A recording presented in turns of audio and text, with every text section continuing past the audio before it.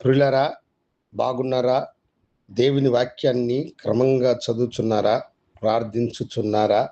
నేటి ధ్యాన వాక్యము అపోస్తుల కార్యగ్రంథ పుస్తకం 16వ అధ్యాయము 31వ వచనం.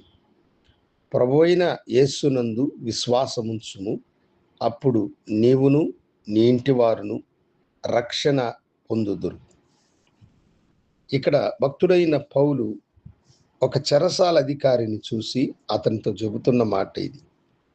ప్రభువైన యేసునందు విశ్వాసముంచుము, అప్పుడు నీవును నీ కుటుంబమును రక్షింపబడుదురు అని అంటున్నాడు. ఈ లోకమునకు రక్షకుడుగా ప్రభువైన యేసు వచ్చాడు. మానవాళిని పాపముల నుండి విమోచించటముకు ఆయన ఈ లోకమునకు వచ్చినాడు. యేసు రక్షణకర్త అయిన దేవుడు, మానవులను పరలోక మార్గంలోనికి నడిపించే గొప్పవాడు. నశించుచున్న మనుషుడు తాను ఎట్టి పరిస్థితిలో ఉన్నాడో దానిని గ్రహించాలి. అది గ్రహించినటువంటి ఈ చెరసాల అధికారి వారిని చూసి, అనగా పౌలు శీలలను చూసి, అయ్యలారా, నేను రక్షింపబడుటకు నేనేమి చెయ్యాలి అని అతడు అడుగుచున్నాడు. జరిగిన సంభవం ఏమిటంటే, పౌలు శీలలను ఫిలిప్పు యొక్క చెరసాలలో వారు చేయని నేరమునకు వారిని బంధించారు.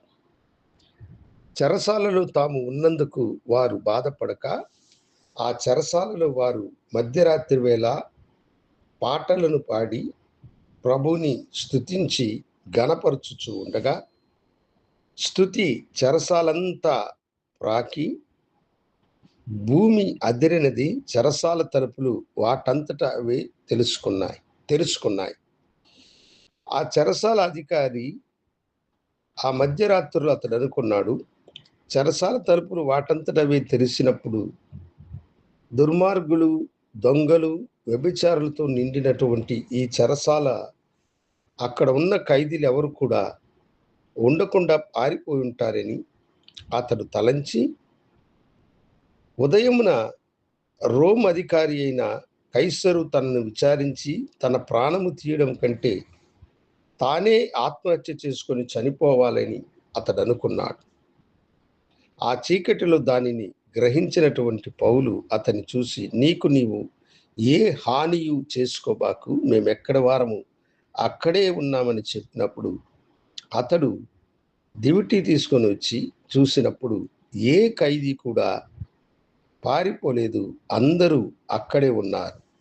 అవును దేవుని బిడ్డలారా, దైవజనుల యొక్క పాటలు, ప్రార్థన చెరసాల తలుపులను మాత్రమే కాదు తెరిచింది, దుర్మార్గులైన మనుషుల కఠిన హృదయములను తెరచి యేసుకు తమను సమర్పించుకున్నందున వారందరూ ఆనందభరితులై అక్కడే ఉన్నారు.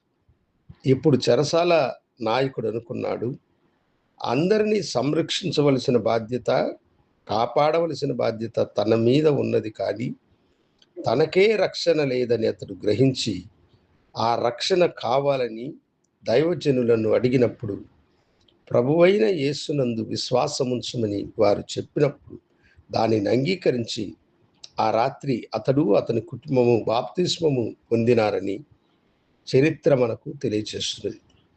ఈ దినము దైవరక్షణ నీకు కావాలన్నా, నీవు ఏ మతస్థుడమైనను సరే, నీవు ఏ కులస్థుడమైనను సరే, నీవు ధనవంతుడమైనను దరిద్రుడమైనను, యేసు తప్ప వేరొక రక్షకుడు లేదు. యేసు తప్ప పరలోకమునకు వెళ్ళే మార్గము ఈ భూమి మీద లేదు.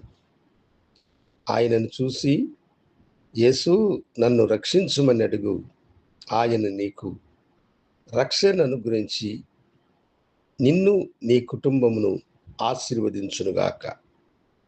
రక్షణ కొరకై వాంఛతో ఉన్నవారు నాతో కూడా ప్రార్థనలు ఏకీభవించండి. గనుడా, మమ్మలను రక్షించమని ఎవరు మీ వైపు చూసి మొరపెడతారో వారిని మీరు రక్షించి ఆశీర్వదించమని నీ కృపాకరములకు నీ బిడ్డలను సమర్పించుకుంటూ యేసు నామమున అడిగి వేడుకొంచున్నాము తండ్రి. ఆమేన్. శుభోదయం. ప్రభు మిమ్మలను దీవించునుగాక.